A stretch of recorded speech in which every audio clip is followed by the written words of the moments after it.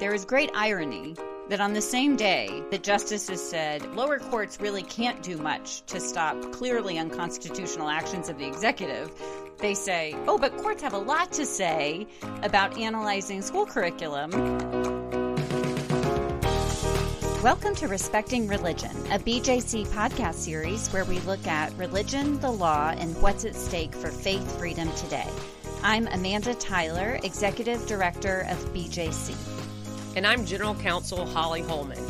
The Supreme Court has released its final decisions of the term, as well as continuing to take on cases for the next one. Today, we'll discuss the most recent decision, as well as other important news in our orbit. Specifically, we'll talk about the decisions in two cases of interest that we covered at the oral argument stage. One involving parents who want to opt their children out of curriculum they find in conflict with their religious beliefs, and another one about medical care for transgendered youth. Plus, today we have an important development in the unconstitutional and severely misguided efforts to require posting scripture in public school classrooms, with the release of a good and clear decision out of the Fifth Circuit that struck down Louisiana's plan to post the Ten Commandments in every classroom. You ended with the good news that we have to share with our listeners today, and just there has been so much going on. We are recording on the morning of July the 1st. Hard to believe that we're already in July, but there have been just so many things going on since we last recorded. I mean, we saw these attacks in Iran. We saw a horrific murder tied to political violence in our own country. And we continue to see debate about this budget reconciliation bill. We'll cover that briefly. So we just want to kind of start out with noting some of the stories that are coming out that we've been watching. We could not possibly cover everything that's been going on, but this is the last episode of this season. And so before we go on our season break, wanted to talk about a few of these things and then get pretty quickly to the court cases that you mentioned at the top. And I think people listening with that litany of what's going on, Amanda, kind of situate where we are today. We've both been traveling a good bit. And as we travel, we get to run into the listeners of Respecting Religion. So off the top, I'm going to say thank you to all our listeners for being on this journey with us.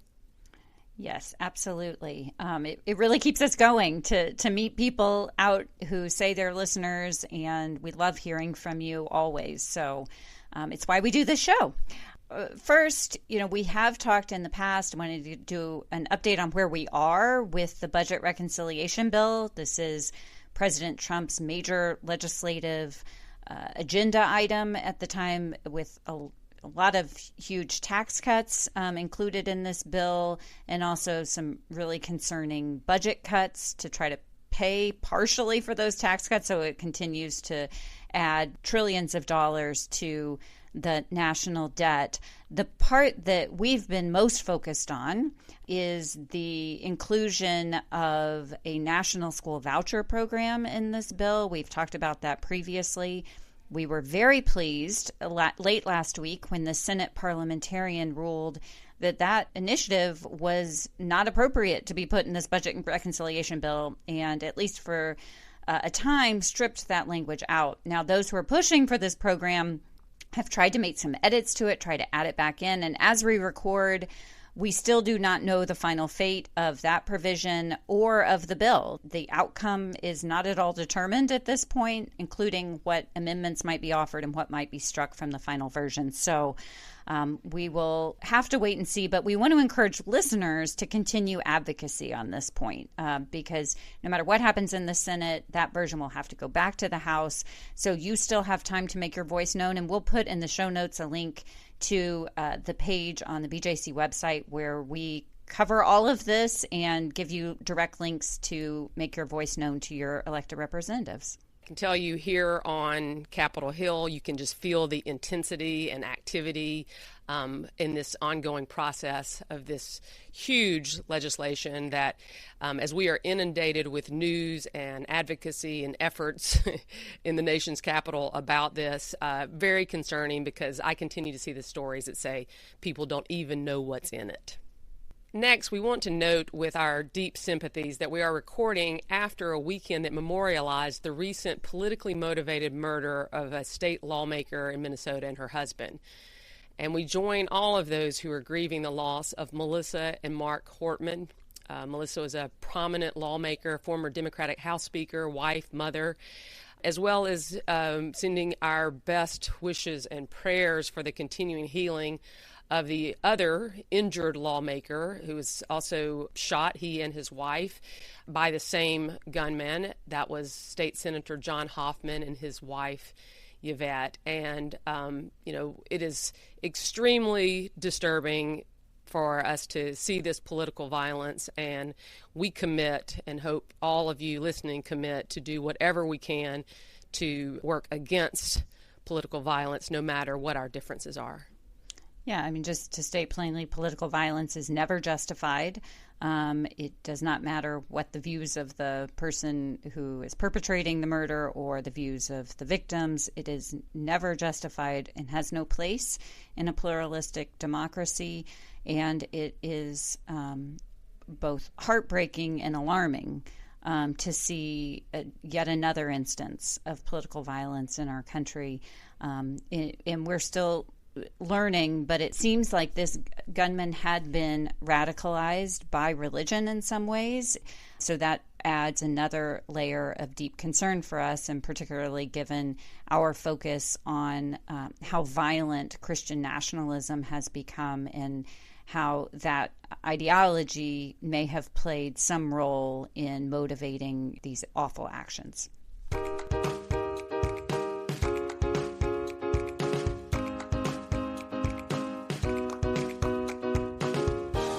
I'd like to switch to the good news that I alluded to at the beginning of this podcast, and that is that there was a substantial win for religious liberty at the U.S. Circuit Court of Appeals for the Fifth Circuit. Woohoo! Stop. We've got to celebrate that, Holly. This does not happen every day, particularly in the Fifth Circuit. That's right. The federal appeals court that covers Louisiana, Mississippi, and Texas issued an opinion upholding the very positive district court opinion that we've noted earlier that would strike this novel legislation that came out of the state of Louisiana and required the posting of the Ten Commandments in every single public schoolroom. BJC, of course, filed a brief in this case, along with a lot of our denominational partners from across the Christian landscape, because we wanted to be very clear that both our Christianity and our commitment to religious freedom for all support our constitutional protections that prevent the state from picking and choosing Scripture and advancing it, and particularly promoting it in the public schools in this way that, in fact, the Supreme Court has found unconstitutional in the past. So very good to have a Fifth Circuit opinion that said this is clearly unconstitutional. It's unconstitutional under the case Stone v. Graham from 1980. But we appreciate that the court went farther and said that even if it weren't for Stone v. Graham, this kind of posting of the Ten Commandments in public schools does not fit within the history and tradition of our country, which is sort of this vague new standard that the court has submitted as it abandoned some previous tests, kind of leaving the law of church-state separation in a, as we say, kind of tenuous position now and continuing to develop. So that's a positive note, and particularly positive because it didn't stop with Louisiana. Both Arkansas and Texas proceeded, even though this litigation was ongoing and there was a district court opinion that had held it unconstitutional. Both those states proceeded with legislative proposals to similarly require Ten Commandments postings in their public schools. Yeah, and Holly, we kind of know where this is going, right? It's going up to your neighbor, the U.S. Supreme Court, at some point. Is at least that's what those states that have passed these laws hope, because they want to try their luck with a new court and see if this court would be willing to overturn that old precedent, and if this court would be willing to apply that history and tradition test in a way different from the Fifth Circuit. That's for another day. I think at this point, this is a really strong opinion, And we have already seen litigants in Arkansas and in Texas file lawsuits to challenge the version of the Ten Commandments law in their states. And so that having this precedent on the books is really helpful for Texas, which is in the Fifth Circuit. Arkansas is in a different judicial circuit, but certainly would be compelling to have their neighboring court issuing this opinion.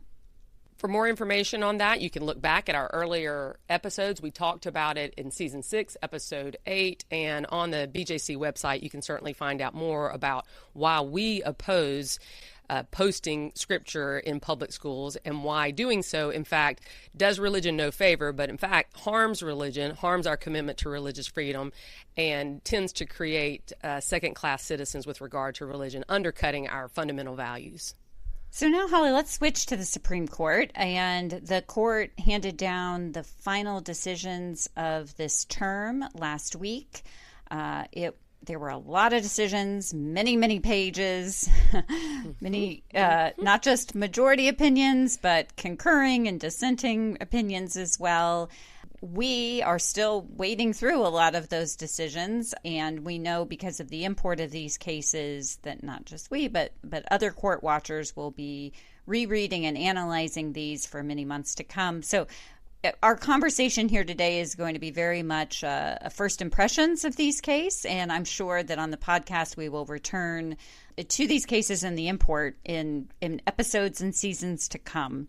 Yeah, but we have to say that while we were waiting for the end of the term, and we did, in fact, receive decisions, including one on the very last day of decisions in the Mahmoud case that we'll talk about, we were very aware that not only were people waiting for the decisions that concern religious freedom and changing standards and how we work together in our democracy and promote faith freedom for all, there is a lot of concern, of course, about the Trump v. Casa case that is often referred to as the birthright citizenship case or the national injunction case, which also came out on that very last day of decisions. Yeah, and you're right. I think most people have been tracking the birthright citizenship case, and that's because on day one of his administration, President Trump signed an executive order purporting to end birthright citizenship. I say purporting to because he does not have that power, because the Constitution and federal statutes and many Supreme Court precedents have established the idea of birthright citizenship as a core component of what it means to be an American. 125 years of established precedent, as it was often referred to. Yeah, and you know, I do commend the opinion and also the dissenting opinions, and particularly Justice Sotomayor wrote the principal dissent in this case and gives, you know, a great history on the merits of how old birthright citizenship is in American history. It really goes back pre-founding into this idea to be born here means to be a citizen. Of course, Dred Scott was an erroneous decision and has since been overturned that for a time limited citizenship in ways that the Supreme Court held unconstitutional. It's good that she did that, Amanda, because we know that in the public conversation, it's really hard to separate the merits from the procedure. Litigants will tell us, and the best news stories will tell us, this is not about the merits. There was not a decision on the executive order, but in how a court could stop it from going into effect and really affect the rights of individuals in our country. That said, they are wrapped up together because that EO is so egregious, so remarkable in its breadth and the idea that you could change that through executive order. You're correct. Ostensibly, this case was about this procedural point, the legality of nationwide or universal injunctions. And there's been a lot of ink spilled over the last several years about how prevalent these nationwide injunctions have become, how they've been used to stop orders from both political parties, and some real discomfort from the federal judiciary and on the use of these. So that was the procedural point.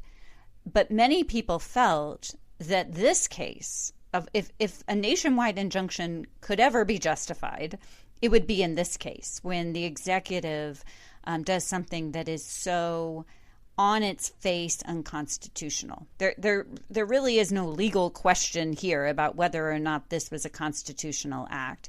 And so I think there is a lot of justifiable, not just concern, but really outrage at what the majority did here, because in a very formalistic way, I felt this majority opinion felt very ivory tower to me, kind of, this sense of, well, here's what the law is, and we're going to apply it here in this very formalistic way without really considering the merits or what was at stake in this case. And so when you separate those two things out, you get what I think is really a wrong result here. Now, that doesn't mean that birthright citizenship has been thrown out the window. It just means that there will have to be other procedural ways that this issue will ultimately get to the U.S. Supreme Court, and how the U.S. Supreme Court will then decide it. But so we'll see what happens with this case. And then the question is, what about the next case? What about the next, clearly unconstitutional move that the executive tries, and not just this executive, but any executive tries to push. And it really hamstrings the judiciary in ways that really neutralize much of its power to curb unconstitutional actions. I agree. And I would say that our listeners, if they really wanted to learn more about this, I can recommend listening to oral arguments. I mean, I don't always say that because there's a lot of, technicalities, but we had really good advocates. And Amanda, your description of the majority opinion, is somewhat at odds with the feeling that comes across during the oral argument about, like, are we seriously entertaining the idea that you could not stop something that is so blatantly unconstitutional, and that people would have to sue in their individual standing across the nation in order to protect this constitutional right? So this opinion will now be looked at, and is already being reacted to weigh against that concern by using other mechanisms to have broader relief from this executive order, including class action certification. So this is a live, ongoing, very important matter, and we'll continue to follow it. And this is just one step for this court along the way.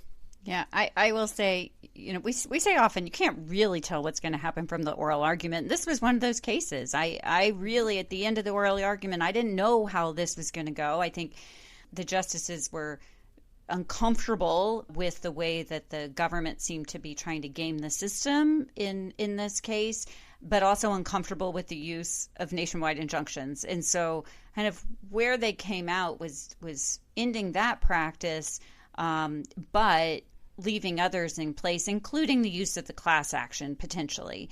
And I concur, go back and listen to the oral arguments, but I also say this is a case, take some time, read the opinion, and especially Justice Sotomayor's dissent. Holly, I had chills when I finished reading that opinion. I thought it was brilliant legal writing, but it was also, as she so often does, brings home the real world impact. And she also kind of signaled to the litigants, okay, if you want us to decide it, this seems to be the route you should go. And she talked about filing a class action. And by the end of the day, there was a class action filed. This case will eventually come up to the court on the merits, and we'll see and follow what happens then.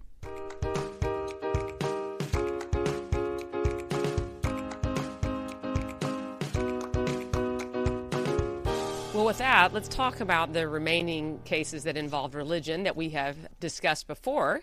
On the last day of the term, we got a decision in Mahmoud versus Taylor, the case that comes out of the Montgomery County Public School System, right outside of the district on the Maryland side.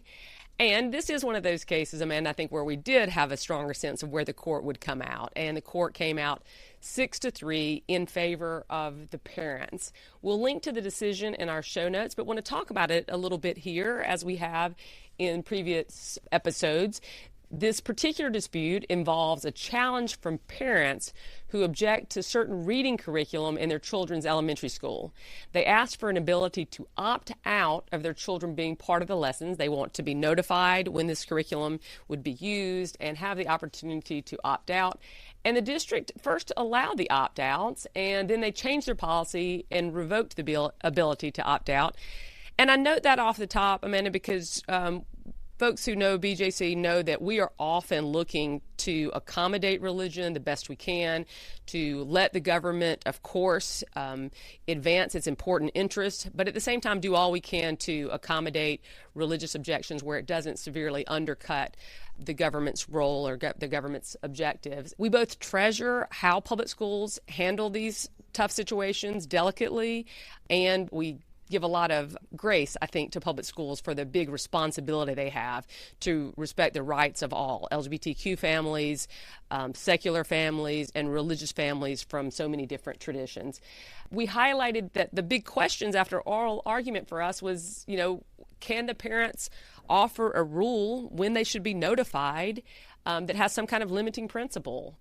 And on the school district side, we wondered, could they really deny any burden on these parents? Or can't we recognize that there are religious burdens, particularly when we're talking about the young age and formation that happens at the young age, and the importance of parents and faith communities in shaping children and how they think about their identity? Yeah, I think when we talked about the case before, we repeated something that we often do, that, especially when we're looking at religious accommodations, we're looking for a win-win. Where can there be an accommodation made to objecting parents where the school district can still accomplish its goals? And I think in a lot of these cases, something has gone wrong when a lawsuit gets filed. You really hope that these disputes can be worked out on the local level. And it seems here that there were missteps on both sides, that this is an unusual case where the school district had initially allowed an opt-out and then pulled it back. And it's also somewhat of an unusual case where the school district had a whole process for parents to object to certain materials, and these parents hadn't really gone through that regular process of bringing concerns about the particular materials to the school board. Instead, just went to the federal courts. And so we ended up with this hyper-local dispute being heard by the U.S. Supreme Court. And I noted at the time, it's like the oral argument was like the U.S. Supreme Court was turned into a school board for 90 minutes and debating like the particular curriculum, the particular storybooks, and reading aloud from the bench and the particular storybooks as part of making constitutional law. We bemoan the fact not only that this kind of case made it to the Supreme Court when we really want to see public schools do a great job standing up for religious freedom for all, accommodating religious parents, and making sure that LGBTQ families and all families are included in and seen in their communities and in the public school system. But one thing that we were really bothered by is that the court was so interested in this that they took it at this preliminary stage in the litigation under a preliminary injunction. And of course, the school had won the preliminary injunction in the lower courts, but then the Supreme Court reverses that and actually grants a preliminary injunction for the parents. That means the court held that this policy of not providing any notice or opt-out for this kind of curriculum was a violation of their religious freedom rights, including really noting the parental religious right to shape their children and form them, and not have the school presenting material that, in its view, took a position that really celebrated, affirmed, and advanced a particular viewpoint when it comes to matters of sexuality and identity. And I said this, as I read it, I was so struck by how much the facts, not the facts of how this dispute unfolded, but the facts of the actual material affected the majority and the dissent in how they saw this case. Yeah, and when you say the facts, you mean the text I mean of the the books. text. I mean that this case is highly factual in that it deals with young children, substance that has not been well developed or understood in curriculum. So sort of new ideas somewhat. And it's coming before a very different court than has seen these cases in the past. And so we knew that this context meant that we were likely to get an opinion that made new law. And as we often say, bad cases make bad law. Yeah, bad facts. Yeah, bad facts. Yeah. So we're trying to unpack how bad this is. And, let me first say that and this was my first, reaction to the case, is that, the decision first recognizes the rights of parents and the religious importance of being able to shape children in the faith. And that's okay, and we should recognize that. And we need to recognize that we feel differently about that. And so there's going to be sensitivity in a school setting at the early ages. So let's be very clear that we do not in any way think that parents should not have that interest and should not be able to bring that to the public schools and to look for ways to accommodate those interests. At the same time, we're very concerned with any kind of ruling or any kind of really situation that would deny families their right to be seen in the curriculum, their very existence and understanding as full participants in the public school system. Yeah, and I think that was our initial thought about this case, right? That yes, parents have rights to opt-outs in certain situations, that we do try to accommodate parental rights in all kinds of ways. Frankly, I was just surprised with, maybe I shouldn't be, but I was surprised with how far Justice Alito took this case and this opinion. And I think that resulted, just a little how do these cases come out, right? There's a conference soon after the oral argument. They take a preliminary vote on where people are, and then the Chief Justice, assuming he is in the majority, assigns out who will write the majority opinion. And then once that majority opinion is written, they circulate a draft, and then a dissent is drafted that is responding to the majority opinion. And so I think we have a big overreach on the part of Justice Alito writing for the majority here in the way, maybe not the outcome, but in the way he got to the outcome, right? And then we have a really, I think, passionate dissent that is highlighting maybe not so much the concerns in this case, but what about the next cases that come? Because you led off, Holly, saying one of their questions was, what's the limiting principle here? In reading Justice Alito's opinion, it's hard to find a limiting principle for the next case. Yeah, that's right. We can't really predict, but it's more than zero, how many cases will come up in the future where some parent has a strong religious principle that they feel is threatened by some curriculum, and this is not on its face limited to kindergartners, as the facts of this case really emphasize the young age of the students at issue here. Instead, what Justice Alito says is that in this kind of case, the question is whether the educational requirement or curriculum at issue would substantially interfere with the religious development of the child or pose a very real threat of undermining the religious beliefs and practices the parent wishes to instill in the child. Whether or not a requirement or curriculum could be characterized as, quote, exposure, close quote, is not the touchstone for determining whether that line is crossed. And, that's really important, Amanda. We talked about how much time at oral argument was spent on, is this just exposure? And are the plaintiffs, the parents in this case, saying that they have the right not to be exposed to something, which would be an incredible line to draw and an incredible reversal of what has been the law. And I think what we see here, and this is a point I know that will continue to be debated, is that school boards will not be able to quickly win or dismiss the claims of parents as mere exposure.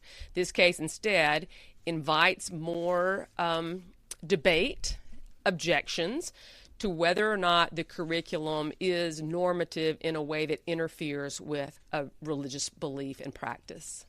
Yeah, and in reading that quote, and there he is both quoting from and applying an old precedent, Wisconsin versus Yoder, in a very new context, right? So that old precedent basically established a constitutional right for an accommodation, in that case of Amish parents who needed an exception to the general rule that compulsory education continued into high school. They had firmly held religious beliefs that meant that education should end at 8th grade. And so the court granted an accommodation in that case and found a free exercise right there. And it applied this high standard that we often applaud, which is that religious freedom is so important and that free exercise is so important that we want that kind of strict scrutiny. If the government burdens religion, even often really without a negative intent. I don't think it's a negative intent that there's compulsory school. I'll say send your kids to school through the age of 16. But even without that, you could have an incidental burden on religion. And because of our respect for religious freedom, we want the government to have a high standard to prove that it is necessary to advance its interest. And if at all possible, be able to grant some kind of accommodation. But you're absolutely right, Amanda, that case and that level of strict scrutiny, not something that we see being applied or thinking that it would necessarily be applied to any objection about public school curriculum. Another thing that's noteworthy about this, however, is that we haven't always seen that strict scrutiny after the Smith decision.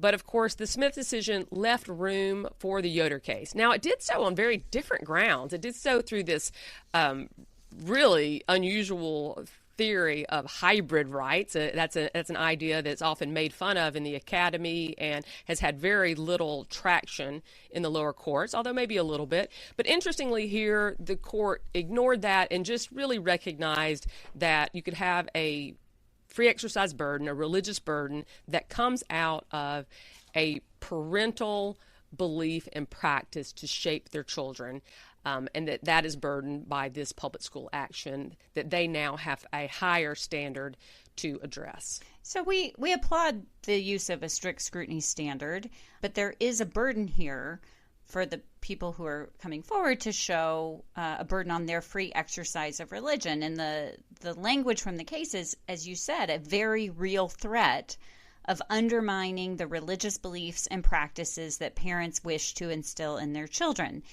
The problem here is that because of the role of the judiciary, and I just have to note before we go on, there is great irony that on the same day that justices said, we have, lower courts really can't do much to stop clearly unconstitutional actions of the executive.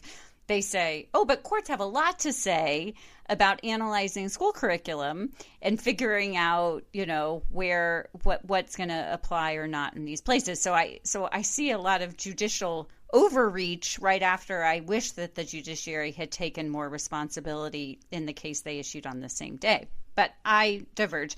Back to the case at hand. Now, who decides what a very real threat is? Well, it seems to be in the eye of the beholder, and the beholder here is the judge.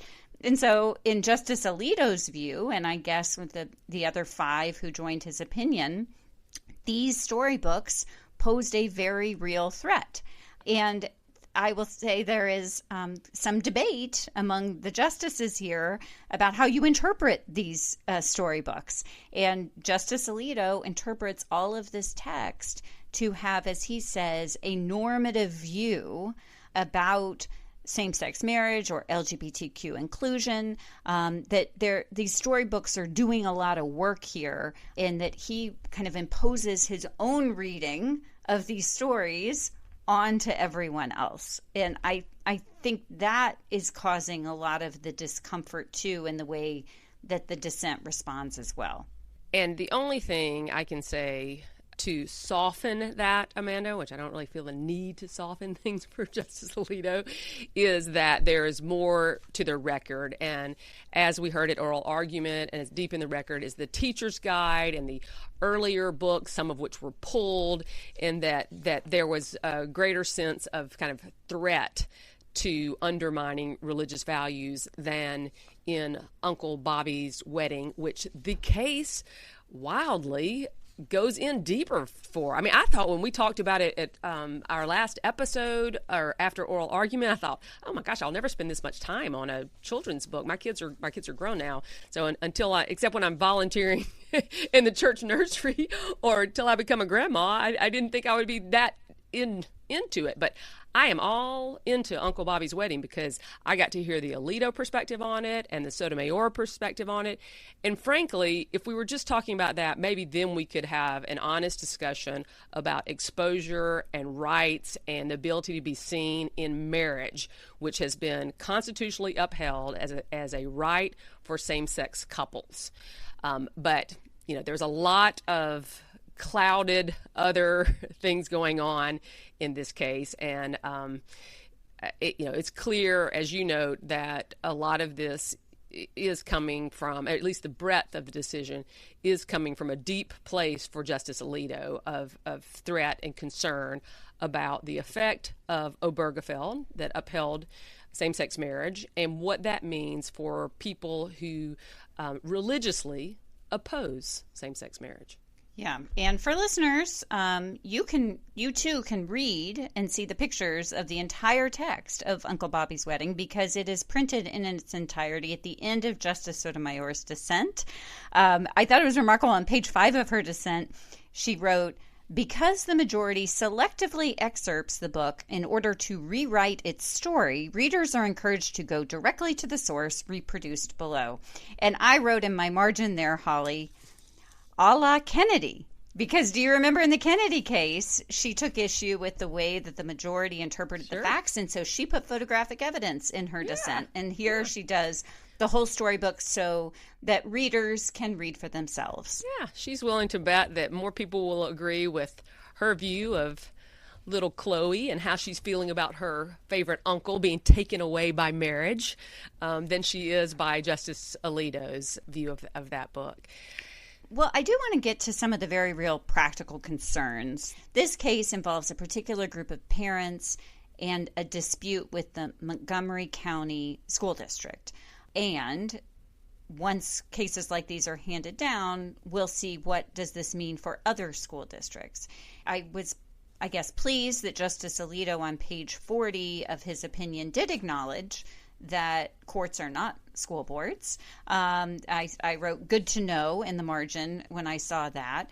But then on page 28 of her dissent, Justice Sotomayor talks about, what this really could mean for school districts. And I think that's some of the concern is how do school districts now navigate anything that could be considered controversial or against the religious beliefs of a diverse society, and what real impact that has and administrative burdens that could have on school districts that are already navigating a lot and trying to accommodate religious beliefs while also accomplishing their mission to educate our youngest citizenry. Well, I think a real world impact is going to be that school boards have to do a really thorough job to carefully pick their curriculum, to engage the community in order to achieve their values, not only for their educational standards, but also to reflect the community and who's in it and who the public school serves. And one thing that I hope comes out of this is more conversation at the local level, because I don't think that these opinions about exposure to all kinds of families necessarily break down on religious grounds.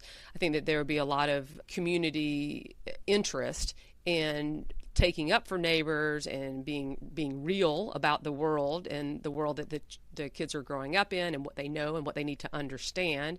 And then, hopefully coming up with ways that materials are available, whether that's in the library or on the shelves in different ways, and that people don't take the easy way out and just say we're going to exclude any mention of these issues in our schools in ways that would really cause harm or make these families feel like outsiders. Yeah, and part of the role of public schools is to educate and train people on how to live in a pluralistic society. And so living with people with differences, different family situations, different perspectives, different religions, different ideas, that is part of living in a democracy. And so what we sincerely hope is that that is not lost with this opinion being applied in future cases. I can always count on Justice Sotomayor to also bring home the real world impact in her opinions, whether she's writing for the majority or for the dissent. And she really wrote passionately about the real world impact for LGBTQ families and their children. And here in her opinion, she's responding to some of the teacher guidance that is offered in the accompanying materials to the books and how to answer questions. And one of the areas is if a student says, "That's so gay," the guidance suggests a teacher may respond, regardless of how it's intended, using gay to describe something negative reflects a long history of prejudice against LGBTQ plus people, so please don't use it in that way. You may not meant to be hurtful, but when you use the word gay in any way outside of its definition, it's disrespectful. And she goes on to say the majority reads these portions of the guidance to direct teachers to, quote, accuse students of being hurtful when they express confusion based on their religious views. The majority only reaches that conclusion, however, by omitting portions of the student commentary to which the teachers are responding in the guidance. Those excise statements, the majority should presumably agree, could be hurtful to students in the classroom and thus warrant discouragement. Comments like that, moreover, are sadly not uncommon in the nation's school system today. In a recent study, the overwhelming majority of LGBTQ students reported hearing homophobic language used by their peers. Over 2/3 of LGBTQ students, moreover, reported feeling unsafe at school because of their sexual orientation or gender identity. Often there can be such a focus in some of these opinions on the religious rights of the people who are wanting an accommodation. It's important to highlight the impact of the hurtful comments that are happening in schools and how can we as a community, it's not up to the Supreme Court to solve this problem, how can we as a community come together to make school a safe and welcoming place for all people and all children? I appreciate that Justice Sotomayor did that. It puts a little bit more context appropriately on what the school was trying to do and what schools have to do to take up for all students. And, teachers on a day-to-day basis have to handle difficult situations and try to protect the environment for all. And so I think it was really important that she did that to kind of reframe what's going on here, different from what I felt sometimes in the Alito opinion, which was all working against some kind of big project to harm a particular religious view. And it reminded me, Amanda, we got a very thoughtful email from one of our listeners that really engaged us on this case and gave her experience as a parent in this very school system. Yeah, we got permission to share anonymously this email that we got from a listener, a parent in the Montgomery County school system, who is the parent of an LGBTQ child, and talked to us about how her son has been received in the school district mostly very well. But she listened to the argument, she listened to our podcast, and she really was so gracious to share her personal experience and her personal concerns that should the court rule a certain way, what are the limits of what an opt-out looks like? Can a child or a family opt out from being in a class with her son? Can they opt out of other ways of showing respect for her son? What are the limits here? And not just for in the LGBTQ context, but other places where religious beliefs might diverge from her family situation. We just really appreciated, Holly, this reminder of a real person who goes to this school and what impact this could have on a sense of belonging for her child. in the school system. And I think sometimes we can read decisions and get in our own ivory towers about what standard and what does this mean, and really appreciated this listener interacting with us and offering her story and being gracious enough to let us share some of that with our listeners as well. Yes, very much appreciate this listener helping us understand her child's experience, both in complimentary terms toward her school district, but also with some fear about what's ahead and what this ruling can mean. And there are sensitivities, not exactly the same, but on different sides of this dispute. We saw this in the title of a story by Religion News Service we were called book burners. Families react to SCOTUS LGBTQ books decision. So that story we can link in the show notes, gives these different perspectives on what was going on in the community. And you can just see the deep need for continued conversation and to find a way through this. Yeah, and you were quoted in that article. We will put it in show notes. But I also saw, I think, a very measured statement from Montgomery County Public Schools saying, although not surprised, we are disappointed in today's ruling. This decision complicates our work creating a welcoming, inclusive, and equitable school system. So they're not going to give up on their goals to create that, but it does make it more complicated. We will see, of course, how this plays out, not just there, but in other public schools around the country.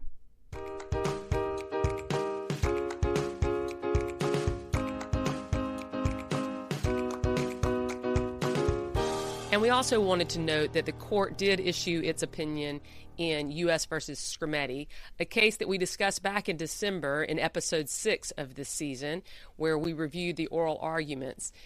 This case is the one that challenged Tennessee's SB 1, which was passed in 2023, that bans, quote, the use of certain medical procedures for treating transgender minors, close quote. The law at issue there applies to individuals under the age of 18. In particular, it prohibits surgical modification and alteration, prescribing and administering puberty blockers and hormones for particular purposes. First, enabling a minor to identify with or live as a purported identity inconsistent with the minor's sex, or treating purported discomfort or distress from a discordance between the minor's sex and asserted identity. The state says, among other things, that the purpose is to protect minors by encouraging them to appreciate their sex, and the law was enforced by legal threats to medical providers and regulators. Transgender minors, their parents, and doctors sued in a pre-enforcement challenge of this Tennessee law, asserting an equal protection violation. That's also under the 14th Amendment. And, they really focused on this language that the state was interfering and treating transgender children differently from others under the Equal Protection Act. We discussed this in length, and we could see how the court was dealing with this. Again, Amanda, you could view this as formalistic, because there was this great debate about whether or not the state is regulating particularly against and on the issue of sex and gender, or is it regulating on the basis of age and medical practice. We'll link to the decision in the show notes. It is a case that will have huge implications for families and how they are getting treatment for their children. While this pertains to a very small population, it has potentially devastating impacts on some children.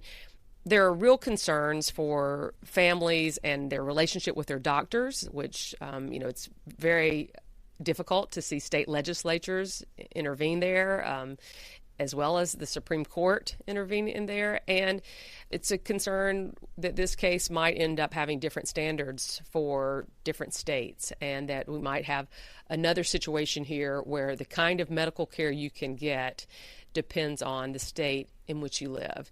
This case is one that is being looked at very carefully from a lot of different perspectives. It has already unleashed kind of a next round of litigation as things continue to develop in this area of how best to protect trans people and how best to protect children and have the best medical care possible that's appropriate for every situation. So, Holly, how does the court get to avoid the issue of sex?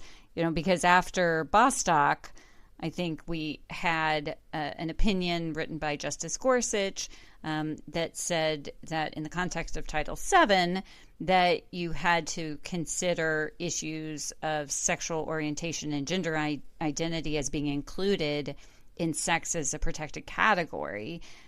You noted that instead they find it based on age or medical use. How did they get there, and what kind of standard of review were they using to do so? Yeah, the court really limited its decision in Bostock because that was a decision based on statutory interpretation of Title VII. That's the federal law that protects against employment discrimination on various protected categories, including sex. And in the Bostock case, the court held that that term in that setting included sexual orientation and gender identity. And so it would be easy to say that any law that makes distinctions based on gender identity or sexual orientation would be some kind of law that improperly is making a sex classification. And if there's a sex classification under equal protection law, you get a heightened scrutiny.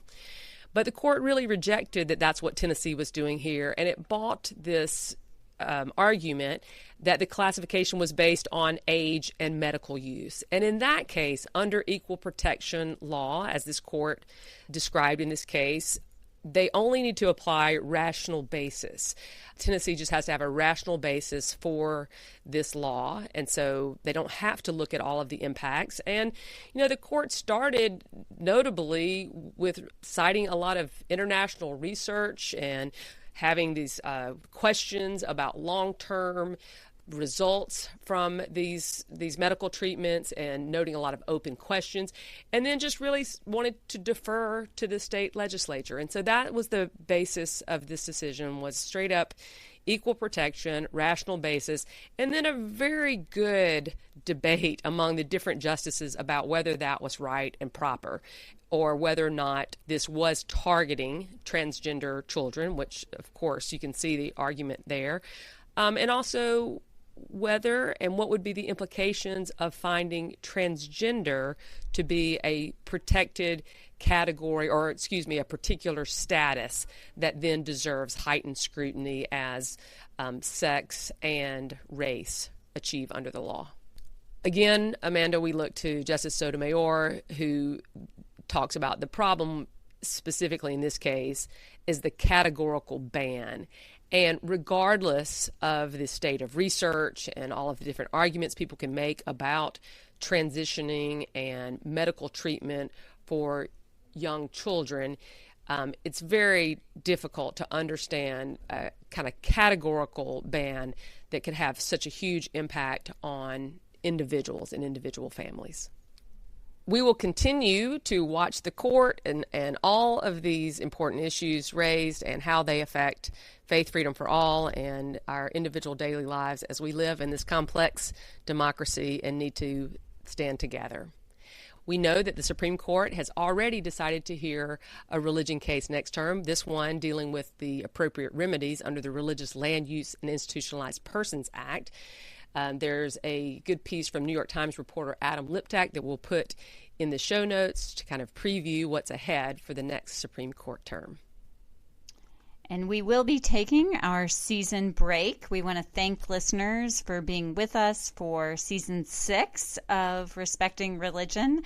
We've been at this, Holly, for more than 5 years now, and we appreciate so much the feedback we get, the responses from listeners. Thank you for being with us. We will be back for a season 7 in just a few months, but I hope you enjoy some summer break as we will have some opportunities to do that as well. And there will be, as always in these episodes, more than we have time to talk about, but grateful for this platform that we can share these ideas with all of you.